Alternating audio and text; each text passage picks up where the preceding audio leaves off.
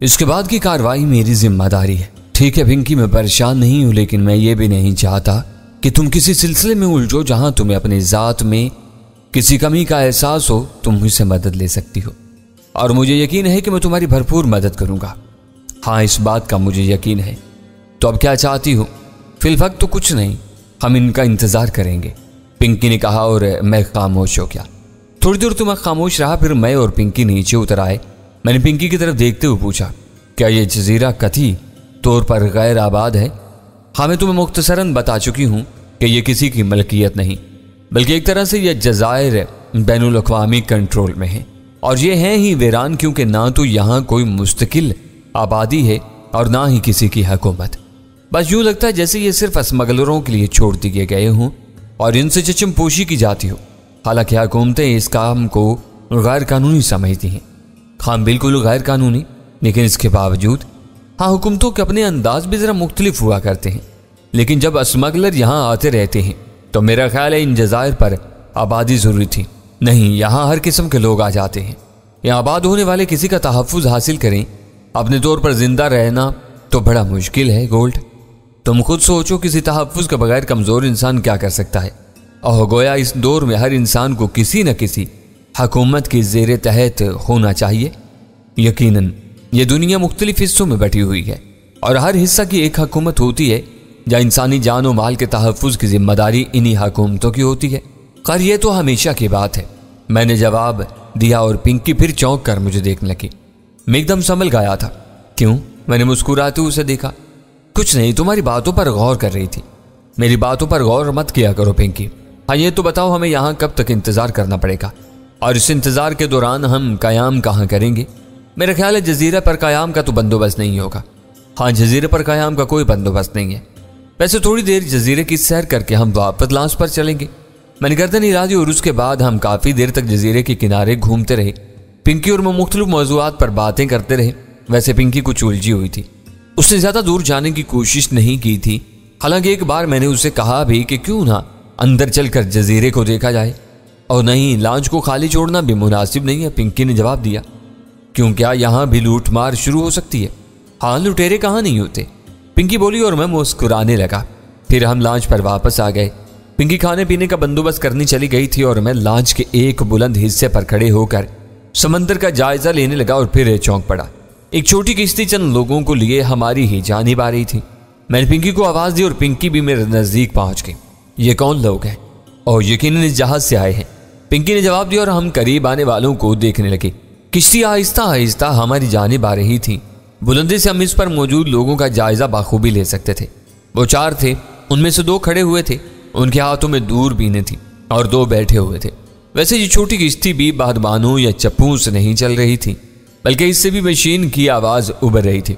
इन लोगों ने खुशकी के रास्ते आने के बजाय बहरी रास्ता इख्तियार किया है, पिंकी ने बुड़बुड़ाने के अंदाज में कहा। क्यों, इसमें भी कोई खास बात है? खास बात तो नहीं है, लेकिन गोल्ड, मेरा ख्याल है लॉन्च पर इनसे मुलाकात बेहतर ना होगी। इस तरह वो लोग फौरन ही ये बात जान जाएंगे कि हम सिर्फ 2 हैं। कोई हर्ज तो नहीं है, लेकिन बहरहाल अगर तुम बेहतर नहीं समझती तो ठीक है, अब हम खुशकी पर चलते हैं। अगर वो हमारी तरफ आएंगे तो हम उनके खुशकी पर आने का इंतज़ार करेंगे। यह ठीक है, पिंकी ने कहा और हम दोनों लॉन्च से उतरकर समंदर के किनारे पहुंच गए। किश्ती अभी काफ़ी फासले पर थी। हम दोनों किश्ती का इंतज़ार करते रहे और थोड़ी देर के बाद किश्ती किनारे पर आ लगी और यह बेहतर ही हुआ था। इन लोगों ने जब हमें देखा तो अपनी किश्ती का रुख हमारी जानिब मोड़ दिया। मोटर किश्ती से वो तमाम अफराद नीचे उतर आए। इंजन बंद कर दिया गया था। इनमें एक दराज का आदमी सुरमई रंग का सूट पहने आगे आगे था, बाकी लोग उसके पीछे थे। पिचके उगाले वाला ये शख्स सूरते ही से मक्कार और चालाक महसूस होता था। उसके होठों पर मसनूई मुस्कुराहट थी। वो लोग चंद साथ के बाद हमारे नज़दीक पहुंच गए और उन्होंने अपने मखसूस अंदाज में हम दोनों को सलाम किया। मैंने इस सिलसिले में गुफ्तगू करने का कोई तजर्बा नहीं रखा था, चुनाचे पिंकी आगे बढ़ाई। हेलो मिस, आने वाले ने थोड़ी सी गर्दन खम की। हेलो, पिंकी भी मुस्कुरा कर बोली। क्या लॉन्च की तरफ से गुफ्तगू करने वालों में से फहरिस्त हैं आप? आने वाले शख्स ने पूछा। हाँ, मुझे इसका इख्तियार है, पिंकी ने साफ लहजे में कहा। तो मिस, मुझे बेकन कहते हैं और क्या मैं आपका नाम पूछ सकता हूँ? पिंकी ने जवाब दिया। बहुत खूब, तो मिस पिंकी, जैसा कि जजीरे का कानून है, तो क्या आप इसी कानून के जरिए यहाँ तक पहुँची हैं या फिर ये सफ़र कोई तफरीही सफ़र है? उस शख्स ने कहा जिसने अपना नाम बेकन बताया था। नहीं मिस्टर बेकन, ये तफरीही सफर नहीं है, पिंकी ने जवाब दिया। ओह बहुत खूब। बात दरअसल ये है मिस पिंकी कि हम काफी दिनों से जजीरे पर लंगर अंदाज हैं, हमें माल की जरूरत भी है और हम बड़े मायूस थे कि इतने तवील कयाम के बाद कोई हम तक नहीं पहुंचा। आपको देखने के बाद कुछ उम्मीद बनी है तो सबसे पहले तो हमें ये खुशखबरी सुनाएं कि आप इन्हीं आने वालों में से हैं जिनका हम इंतजार कर रहे थे। हाँ, आपका ख्याल दुरुस्त है, पिंकी ने जवाब दिया। ओह बहुत खूब, तब फिर आप हमारी तरफ से शुक्रिया कबूल फरमाएं, बेकन ने कहा और फिर बोला, मिस पिंकी माल की खरीद और फरोख्त के लिए गुफ्तगू का ये मुनासिब वक्त है या नहीं? अगर मुनासिब है तो हम अभी गुफ्तगू किए लेते हैं, और आप इस वक्त को बेहतर न समझे तो फिर दोपहर का खाना ग्रेट मैन के साथ खाइए। Great man? पिंकी ने दुहराया। क्या यह ग्रेट मैन का जहाज है? जी हाँ, बेकन ने जवाब दिया। ग्रेट मैन खुद जहाज पर मौजूद है? जी हाँ। बड़ी खुशी हुई, वो हम जैसे लोगों के लिए अजनबी नहीं है, पिंकी ने मुस्कुराते हुए कहा और लंबे आदमी ने गर्दन झुका दी। बहुत बहुत शुक्रिया मिस पिंकी, तो मैं आपके ख्यालात जानना चाहता हूँ। ठीक है, क्या ग्रेट मैन ने तुम्हें सौदे के लिए मुंतखब किया है? पिंकी ने सवाल किया। जी हाँ, मुझे मुकम्मल इख्तियारात देकर भेजा गया है और हम इसमें ताखीर भी करना नहीं चाहते। लॉन्च पर तशरीफ लाइए, वहीं बैठकर गुफ्तगू बाकी करते हैं। क्यों, गुफ्तगू यहीं हो जाए तो क्या हर्ज है? उस शख्स ने कहा। कोई हर्ज नहीं है मिस्टर बेकन, जैसा आप कहें, पिंकी ने जवाब दिया और वो शख्स कुछ सोचने लगा, फिर बोला, ठीक है मिस पिंकी, लॉन्च पर ही चले चलते हैं। क्यों, अब इसकी कोई खास वजह?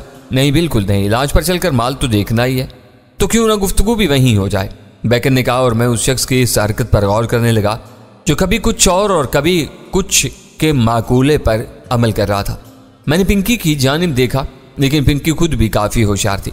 मिस्टर बेकन, मैं आपको माल की तफसील बता देती हूँ, जो कुछ है इसकी तफसील सुन लें और हर चीज को चेक करके लेना। लेकिन आप हमें लॉन्च पर क्यों नहीं ले जाना चाहती? बेकन ने कहा। मिस्टर बेकन, यह हमारा कारोबारी असूल है, आपने पहले हमसे इनराफ किया, अब आप अपनी बात मनवाना चाह रहे हैं, यह बिल्कुल गलत है, पिंकी ने तल्ख लहजे में कहा और मेरी जानिब देखने लगी। और पिंकी की ये खुशबख्ती थी कि मेरे जैसा आदमी उसका मददगार था, जिसके बारे में वो इतने वसूख से सोच भी नहीं सकती थी। लंबा आदमी जिसने अपना नाम बेकन बताया था मुस्कुरा दिया। ये आपकी अनोखी ख्वाहिश है मादाम, वरना आज तक जितने सौदे होते हैं इनका असूल यही होता है कि पहले माल की चेकिंग कर ली जाती है, मालियत का भी अंदाजा लगा लिया जाता है। यूं भी हम अच्छे लोग तो हैं नहीं, बुरे लोग अगर इस तरह का कारोबार करने लगे तो मेरा ख्याल है इन्हें खासी मुश्किलात का सामना करना पड़ेगा। असूल के मुताबिक यही बेहतर है कि पहले आप माल चेक करा दें।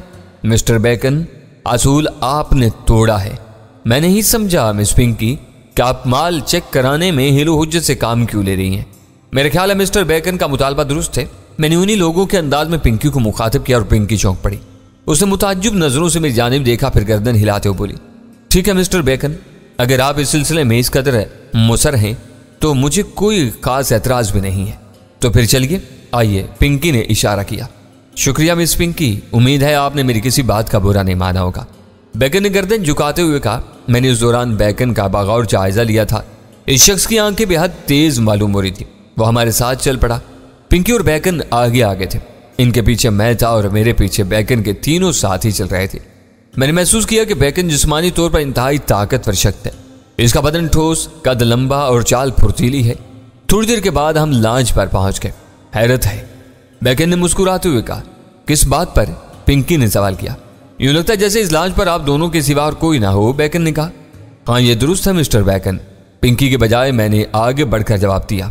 बहुत खूब, आप लोगों की ये उम्दा कोशिश है और ना जाने किस तरह आपने इस लॉन्च पर काबू पाया होगा। जाहिर है इतनी बड़ी लॉन्च 2 अफराद तो लेकर चल नहीं सकते, तो इस सिलसिले में आपको क्या एतराज है? पिंकी गुर्रा कर बोली। नहीं नहीं, एतराज की बात नहीं है मिस पिंकी, बेकन अपने अल्फाज चबा कर बोला। और यूं भी असूल के मुताबिक हमें इस सिलसिले में मालूमात का कोई हक हासिल नहीं है। तब मिस पिंकी, आप माल चेक करा दें। आइए, पिंकी ने कहा और फिर वह लॉन्च के उस हिस्से में पहुंच गई जहां माल रखा हुआ था। छोटे बड़े बेशुमार पैकेट कीमती अशिया से भरे हुए थे और इन अशिया की फहरिस्त भी मौजूद थी। बेकन के तलब करने पर वो फहरिस्त पिंकी ने उसके हवाले कर दी और बेकन फहरिस्त के मुताबिक माल चेक करने लगा। उसने मुतमईन होकर गर्दन हिलाई और बोला, शुक्रिया मिस पिंकी। उसने फहरिस्त पिंकी को वापस कर दी और फिर सौदे की बात होने लगी।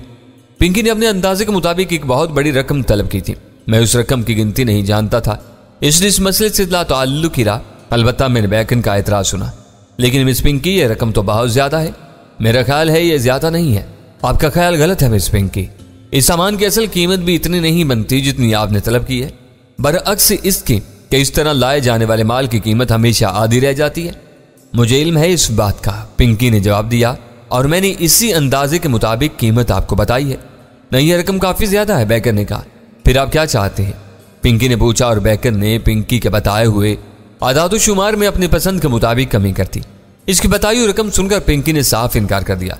नहीं मिस्टर बेकर, इतनी कीमत पर सौदा तय नहीं हो सकता। तब फिर आप मिस्टर ग्रेटमैन से बात कर लें। ठीक है, आप मिस्टर ग्रेटमैन तक मेरा पैगाम पहुंचा दीजिए कि मैं आपकी लगाई हुई रकम के मुताबिक सौदा करने को तैयार नहीं हूं। इसके बाद जिस तरह भी हम दोनों के मामला तय हूं, मैं तैयार हूं। क्या आप ग्रेटमैन के पास तशरीफ ले जाना पसंद करेंगी? बेकन ने पिंकी से पूछा। मेरा ख्याल है मुनासिब नहीं है। क्यों? आप देख चुके हैं मिस्टर बेकन के लॉन्च के मुहाफिज सिर्फ हम 2 अफराद हैं। इस हालत में मैं कहीं नहीं जा सकती। अगर आप मेरा सौदा मंजूर नहीं करते तो मैं आपसे मुआफी चाहूंगी और आपसे यह कहना पसंद करूंगी, क्या मुझे इजाजत दें कि मैं किसी दूसरे जहाज की आमद का इंतजार करूं? ठीक है, अगर ऐसी बात है तो मिस्टर ग्रेटमैन को आपका यह पैगाम पहुंचा देता हूं, लंबे आदमी ने कहा, और कीना तुझ निगाहों से हम दोनों को देखता हुआ लॉन्च से उतर गया। थोड़ी देर के बाद किश्ती वापस जा रही थी। पिंकी के चेहरे पर उलझन के आसार थे। उसने मेरी जानिब देखा और फिर आहिस्ता से बोली, गोल्ड, हालात दुरुस्त नहीं मालूम होते। क्यों? मैंने सवाल किया। इस शख्स के अंदाज से मुझे शुबा हो रहा है। ठीक है पिंकी, जो होगा देखा जाएगा। मैं तो तुम्हारे साथ हूं, इन मामलात में मैं तुम्हारे लिए जो कुछ कर सका जरूर करूंगा, तुम बेफिक्र रहो, मैंने कहा, और पिंकी खामोश हो गई। उसके बाद मैं और पिंकी लॉन्च पर ही रहे थे और तकरीबन मकामी वक्त के पैमाने के मुताबिक 2 घंटे के बाद दोबारा वही किश्ती हमारी जानिब आती नजर आई। इस बार भी बेकन ही था। उसके अलावा 2 आदमी और भी थे जो चेहरे से खासे पुरवकार मालूम होते थे। बराह रास्त वो लोग लॉन्च तक पहुंच गए और बेकन ने ऊपर आने की इजाजत तलब की। हमने उसे इजाजत दी। ग्रेटमैन आप दोनों को तलब करता है। किस प्रोग्राम के तहत? पिंकी ने पूछा। शायद उसने आपका सौदा मंजूर कर लिया है और तब फिर रकम हमें अदा कर दी जाए, पिंकी ने कहा। मिस पिंकी, यूं लगता है जैसे आप पहली बार किसी ऐसे प्रोग्राम को अंजाम दे रही। इतनी बेअतमादी और बदअहदी भी नहीं होती हम लोगों के दरमियान। आइए, आपको जहाज पर रकम अदा कर दी जाएगी। ये ग्रेटमैन का कार्ड है।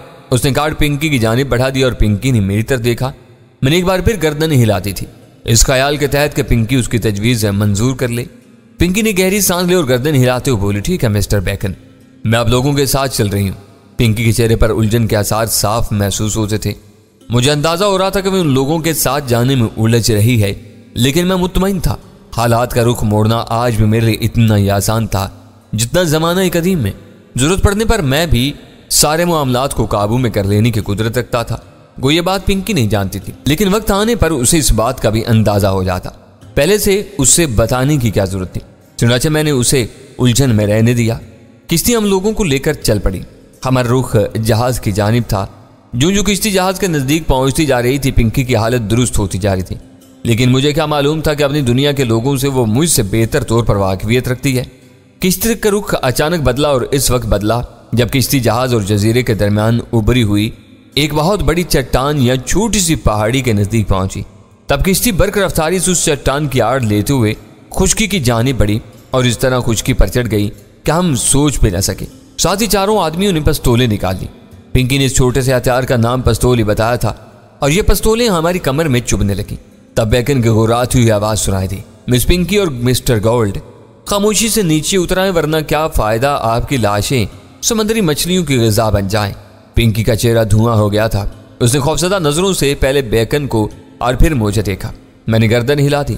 ठीक है पिंकी, उतर जाओ, देखें तो सही मिस्टर बेकन क्या करना चाहते हैं, मैंने बड़े इत्मीनान से कहा। पिंकी ने मेरी हिदायत पर अमल किया।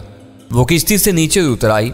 मैं भी उसके साथ ही नीचे उतर आया और मेरे पीछे दूसरे लोग भी। वो हमें लेकर जजीरे के एक ऐसे हिस्से में पहुंच गए जहां स्याह रंग की छोटी छोटी चट्टानें उभरी हुई थीं और इन चट्टानों के अक्कम में किसी को देखा नहीं जा सकता था। क्या ख्याल है मिस पिंकी, सौदा अगर इस अंदाज में भी तय हो जाए तो क्या बुरा है? बेकन ने कतरे तंजिया लहजे में कहा, ओह लेकिन ये असूल के खिलाफ बात है। बुरे लोगों का कोई असूल नहीं होता मिस पिंकी, बेकन मक्काराना अंदाज में बोला। यह ख्याल आपका है मिस्टर बेकन। ठीक है, आप मेरे साथ ये सलूक कर रहे हैं, लेकिन क्या आप आइंदा इस जजीरे पर आने का इरादा नहीं रखते? मिस पिंकी, खामखा बचकाना बातें ना करें, लेकिन मेरा ख्याल है कि इसमें आपका कोई कसूर नहीं। आपकी उम्र ही ऐसी है। वैसे मुझे ताज्जुब है एक बात पर। किस बात पर? पिंकी ने पूछा। बाकी लोगों का क्या हुआ मिस पिंकी? आपने इन पर कैसे काबू पाया और कैसे आप इस लॉन्च को लेकर यहां तक पहुंच गई? पिंकी ने कोई जवाब नहीं दिया। अब उसके चेहरे पर मायूसी के आसार पैदा होने लगे थे। बिलाखिर वो एक जगह रुक गए और फिर बेकन ने अपने साथियों की जानिब देखा और कहने लगा, दोस्तों बाज़ औक़ात कामयाबियां इस तरह नज़दीक आती हैं। क्या तुम इस बात का फैसला कर सकते हो कि हमारी ये मासूम सी खातून यानी मिस पिंकी लांच में मौजूद लोगों पर काबू पाने में किस तरह कामयाब हुई? अगर तुम्हारे दोस्त इस सिलसिला में बेहतर रहनुमाई न कर सकें बेकन, तो मुझे इजाज़त दो, मैं बताऊं। मैंने कहा और बेकन चौंक कर मुझे देखने लगा। हाँ, क्यों नहीं, तुम्हारी शख्सियत भी मेरी समझ में नहीं आ सकी है, बेकन ने कहा और मैंने दोनों हाथ फैला दिए। मेरे नज़दीक जो दो आदमी खड़े थे, मैंने उनके पस्तोलों वाले हाथों पर अपने हाथ डाले और अपने दोनों हाथों में इन दोनों की कलाइयां ले ली थीं। तब प्रोफेसर मैंने एक लंबा सा चक्कर लिया और यह मंजर देखने के काबिल था। मैंने इन लोगों को गोलाई में घुमाना शुरू कर दिया और तीसरा आदमी खुद ब खुद इनके पैरों की लपेट में आ गया। घूमने वाले डरी डरी आवाज़ों में चीख रहे थे और मैं घुमाने की रफ्तार तेज करता चला जा रहा था। फिर मैंने इनमें से एक का हाथ छोड़ दिया और वो शख्स कमान से निकले हुए तीर की तरह चट्टानों से टकराकर गोश्त के लोथड़ों में तब्दील हो गया। चंद साथ के बाद मैंने दूसरे का भी यही हश्र किया था। बेकन वहशत ज़दा अंदाज में पीछे हटा था। फिर उसने लपक कर पिंकी के बाल पकड़ लिए। इस दौरान मैंने तीसरे आदमी को, जो अपने दोनों साथियों की जद में आकर नीचे गिर पड़ा था, उठा लिया और फिर उसके सर पर मेरा घोंसा पड़ा और उस बदबख्त की चीख भी ना निकल सकी, क्योंकि जब मैंने उसे छोड़ा तो वो बुरी तरह एक नुकीली चट्टान से टकराया था।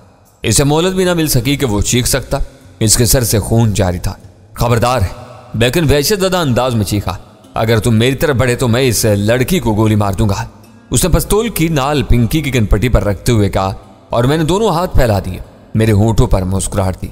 अरे मिस्टर बेकन, आप शायद खौफजदा हो गए हैं या फिर नाराज, मैंने हंसते हुए कहा। दूर हटो, बेकन हकलाया। अरे नहीं मिस्टर बेकन, दूर रहने की क्या जरूरत है, और ये तो आप ही की ख्वाहिश थी कि आपको ये पता चले कि आखिर हम लोगों ने लांच पर मौजूद दूसरे लोगों पर कैसे काबू पाया। मेरा ख्याल है मैंने आपकी सही रहनुमाई कर दी है, चुनांचे अब आपको तरद्दुद नहीं होना चाहिए। हाँ, ये तो फरमाइए कि ग्रेट मैन से मुलाकात कहाँ होगी और सौदे की बात कौन करेगा? बकवास मत करो, पीछे हट जाओ, समंदर के किनारे पहुंचा, वरना मैं इस लड़की को हाँ बिलाशुबा मैं खत्म कर दूंगा। बेकन ने खुद को संभालते हुए जवाब दिया। वो खासा खौफजदा नजर आ रहा था। अपने साथियों का हशर उसके सामने था, लेकिन मैं उसे छोड़ना नहीं चाहता था। चुनांचे मैंने कहा, देखो बेकन, इस लड़के से मेरा कोई ताल्लुक नहीं है, मैं सिर्फ इसका मुआवन हूँ। अगर तुम इसे गोली मार दोगे तो सिर्फ ये होगा कि तुम्हें कत्ल करने के बाद मैं इस पूरी लांच का मालिक बन जाऊंगा और फिर ग्रेट मैन से सौदा मैं करूंगा। चुनांचे बेहतर यह है कि किसी अच्छी बात पर हम लोग मुतमईन हो जाएं। तुमने जो बदअहदी की है, तुम्हें उसकी सजा मिल गई और तुम अपने 3 साथियों से हाथ धो बैठे। बाकी रहा मामला सौदे का, तो जाहिर है हमें वो करना है। क्या ख्याल है तुम्हारा? लेकिन तुम इसके बाद मुझे भी नहीं छोड़ोगे? बेकन ने कहा। छोड़ दूंगा, लेकिन चलो वादा करता हूँ, हट जाओ, लड़की को छोड़ दो, वरना ख्वामख्वाह तुम भी अपनी जिंदगी से हाथ धो बैठोगे। बेकन चंद साथ सोचता रहा। इसके चेहरे पर हवाइयां उड़ रही थी। वो सोच भी न सकता था कि इस तरह लेने के देने पड़ जाएंगे। चुनांचे चंद साथ के बाद उसने पिस्तौल फेंक दिया और पिंकी हल्की सी चीख के साथ पीछे हट गई। बेकन खौफजदा निगाहों से मुझे घूरता रहा। फिर दूसरे लम्हे उसने पीछे हटकर छलांग लगा दी। अब उसके अंदर मेरा सामना करने की सकत भी ना रही थी, लेकिन दूसरे लम्हे मैंने फैसला किया कि बेकन को इस तरह छोड़ना मुनासिब नहीं है, वरना वो मेरे लिए तो क्या पिंकी के लिए भी खतरा बन सकता है। चुनांचे मैं फौरन ही उसके पीछे दौड़ पड़ा। मुझे मैं पिंकी की आवाज़ सुनाई दे रही थी, गोल्ड प्लीज रुक जाओ, जाने दो उसे, मैं शदीद खौफजदा हूँ। पिंकी चीख कर कह रही थी, लेकिन मैंने उस खौफजदा लड़की की चीखों पुकार पर कतई ध्यान न दिया था। मैं जानता था कि मुझे क्या करना चाहिए। वो अक्ल खरद के इस मायार तक नहीं पहुंची थी जहां हर चीज मायार के मुताबिक सोची जाती थी। बेकन को जब उस बात का एहसास हुआ कि मैं उसका ताक़ुब कर रहा हूं, तो वो जान तोड़ कर भागा। लेकिन प्रोफेसर, तुम ही बताओ, क्या वो मेरे जंगल से निकल कर भाग सकता था? क्या वो इन चट्टानों में इतना तेज भाग सकता था जितना कि मैं? मेरा ख्याल है इसका फैसला तुम बासानी कर सकते हो। चुनांचे मैंने उसे पकड़ लिया और इस अंदाज में पकड़ा कि गिरकर कहीं उसका चेहरा जख्मी न हो जाए और मेरा मकसद पूरा हुए बगैर कहीं वो कूच न कर जाए। बेकन की दहशतनाक चीख समंदरी चट्टानों में गूंज उठी। मेरी गिरफ्त से बाहर निकलने की उसने शदीद कोशिश की, लेकिन भला वो अपनी इस कोशिश में किस तरह कामयाब हो सकता था। मैंने इसे दबोच लिया और फिर बगल में दबाए हुए वापस लौट पड़ा। बेकन बुरी तरह हाथ पांव मार रहा था। उसे उसी तरह लिए हुए मैं पिंकी के पास वापस पहुंचा, जो गर्दन उठा कर मुझे देखने की कोशिश कर रही थी और जिसका चेहरा खौफ व दहशत से बिगड़ा हुआ था। लेकिन बेकन को मेरी गिरफ्त में देखकर वो हज़ियानी अंदाज में हंस पड़ी। तो तुमने इसे पकड़ लिया? वो हमको से अंदाज में बोली। पिंकी, बेवकूफ़ी की हरकतें तर्क कर दो तुम इस तरह दहशत का शिकार होकर मेरी तौहीन कर रही हो, मैंने गुस्सीले लहजे में कहा। ओ गोल्ड। पिंकी ने दोनों हाथों में अपना सर पकड़ लिया।